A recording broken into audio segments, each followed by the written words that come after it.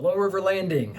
Elizabeth Kubler-Ross did groundbreaking research on grief, but many believe the stages she described were experienced by people who had lost a spouse or a child or parent or dear friend.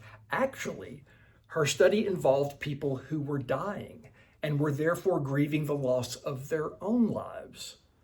There's an important lesson in this for all of us.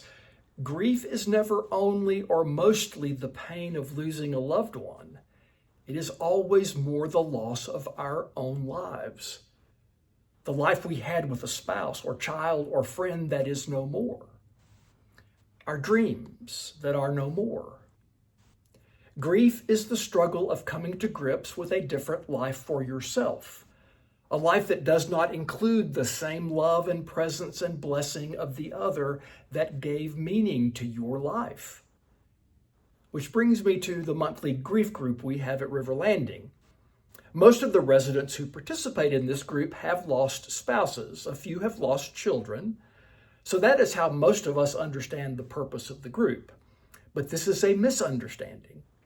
Grief is not first or foremost about losing the most important person in your life. It's about losing your life because you have lost something or someone that has changed your life forever.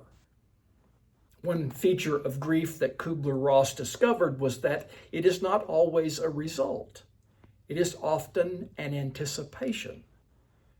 When you know your disease is terminal, you anticipate the loss and grieve. When you know your spouse has dementia, you anticipate the loss and grieve. When you know your strength or balance is declining, putting you at risk, you anticipate the loss and grieve.